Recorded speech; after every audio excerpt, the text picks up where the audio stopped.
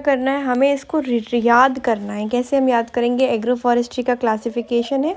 Agro forestry आपको पता ही है क्या होता है, एग्रीकल्चर प्लस फॉरेस्ट्री करना। कोई भी ऐसा इमेजिन कर लो, आंखें बंद करो, देखो जहाँ भी फॉरेस्ट लगा है, फॉरेस्ट यानी कि ट्रीज़ लगे हैं, फॉरेस्ट ट्रीज़ लगे हैं और साथ में क्या हो रहा है, एग्रीकल्चर हो रहा है, वो हर एरिया क्या कहलाएगा? एग्रो फॉरेस्ट्री कहलाएगा।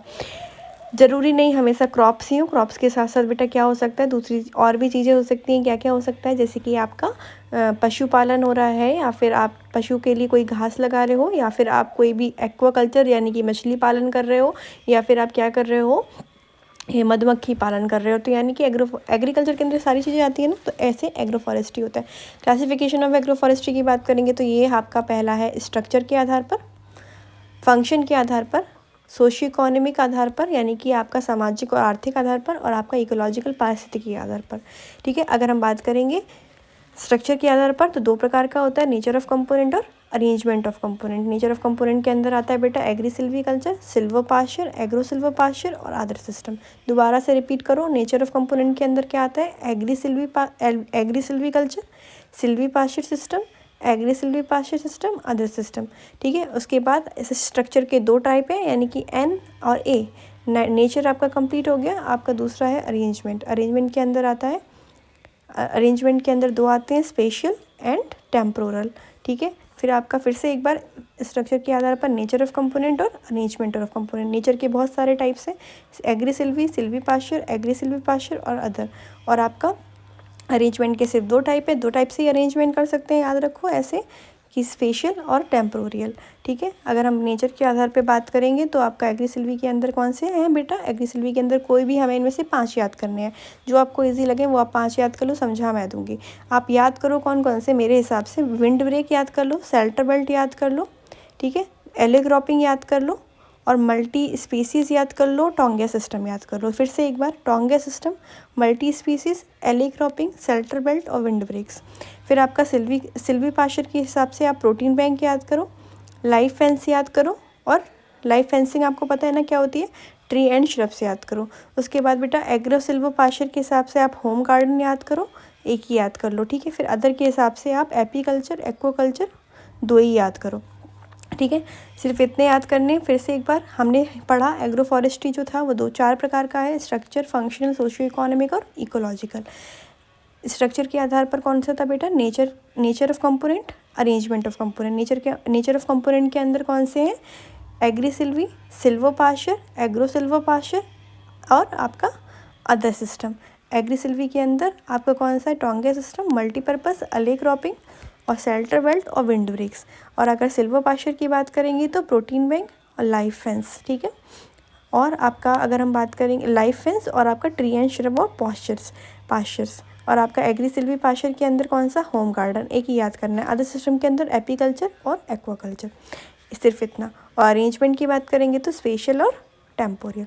फिर फंक्शनल के आधार पर, स्ट्रक्चर खत्म हो गया ना वही, आप फंक्शनल पे आ जाओ। फंक्शनल के आधार पर कौन से होते हैं बेटा? प्रोडक्टिव और प्रोटेक्टिव। नाम याद आ रहा होगा ना आपको, हमने फॉरेस्ट का क्लासिफिकेशन पढ़ा था, तब भी हमने पढ़ा था प्रोडक्टिव क्या होते हैं, प्रोटेक्टिव क्या होते हैं। प्रोडक्टिव जो प्रोडक्शन देते हैं हमें, प्रोटेक्टिव जो प्रोटेक्ट करते हैं हमारे एनवायरनमेंट को, है ना।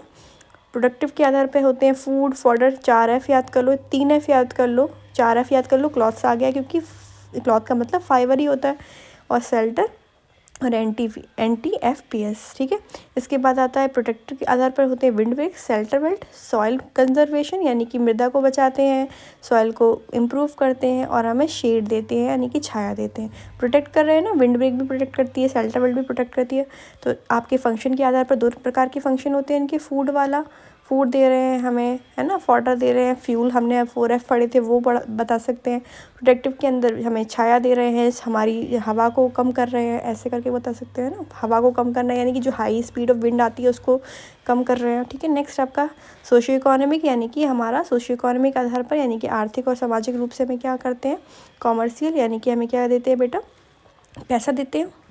इंटरमीडिएट यानी कि हमें पैसा भी देते हैं और हमें फ़ायदा भी देते हैं, जैसे कि हम प्रोटेक्टेड का जो फ़ायदा होता है ना, एनवायरनमेंट को अच्छा करना, हमारे वर्षा लाते हैं, जो हमने एडवांटेज पढ़े थे ना फॉरेस्ट के 2 प्रकार के, डायरेक्ट इनडायरेक्ट, उनमें से बता सकते हैं। और सब्सिस्टेंस सिस्टम का मतलब होता है कि हमें एक स्थाई कह सकते हैं, स्थाई हमारे एनवायरनमेंट को बचा के रखना, है ना, हमारी सॉइल को बचा के रखना, ऐसे हमें। और या फिर हमारी फैमिली नीड्स के लिए, सब्सिस्टेंस का मतलब होता है हमारी फैमिली नीड्स को सिर्फ हमारी पूर्ति करते हैं, ठीक है। एक कॉमर्शियल यानी कि हमें पैसे दे रहे हैं, सब्सिस्टेंस यानी कि हम हमें सिर्फ फ़ायदा दे रहे हैं, हमारी फैमिली को फ़ायदा दे रहे हैं। इंटरमीडिएट के जो होंगे, इंटरमीडिएट लिखा है बीच वाला पॉइंट है जो इंटरमीडिएट, ये क्या करते हैं, दोनों चीज़ें करते हैं, यानी कि हमारी फैमिली को भी फ़ायदा देते हैं ऐसे फॉरेस्ट, और जो होते हैं हमारे कॉमर्शियल में भी हेल्प करते हैं। नेक्स्ट आपका होता है बेटा इकोलॉजिकल, यानी कि ह्यूमिड यानी कि उष्ण जलवायु वाले, सेमी एरिड यानी कि अर्ध शुष्क जलवायु वाले, और आपका ये आपके तीसरा लिख समझ में नहीं आ रहा है, ठीक है। तो यानी कि ये जलवायु के आधार पे है। ह्यूमिड यानी कि जहाँ पे उमस रहती है वहाँ पे जो वन होते हैं उनको ह्यूमिड बोलते हैं, ठीक है। एरिड, एरिड का मतलब वो शुष्क क्षेत्रों में जो पाए जाते हैं वो वाले वन। और हाई ह्यूमिड लिखा है, हाई ह्यूमिड का मतलब होता है बेटा जहाँ पे ज़्यादा ही क्या होती है, आपकी ह्यूमिडिटी होती है, ठीक है। तो ये आपके हो गए फॉरेस्ट का, एग्रो फॉरेस्ट्री का क्लासिफिकेशन। फिर से एक बार, स्ट्रक्चर, फंक्शनल, सोशियो इकोनॉमिक और इकोलॉजिकल। आप लोग एक बार लिख के देखना, इसको लिख के दिखाना, उसके बाद ही आपको एक बार याद होंगे, रिवाइज़ करते रहना।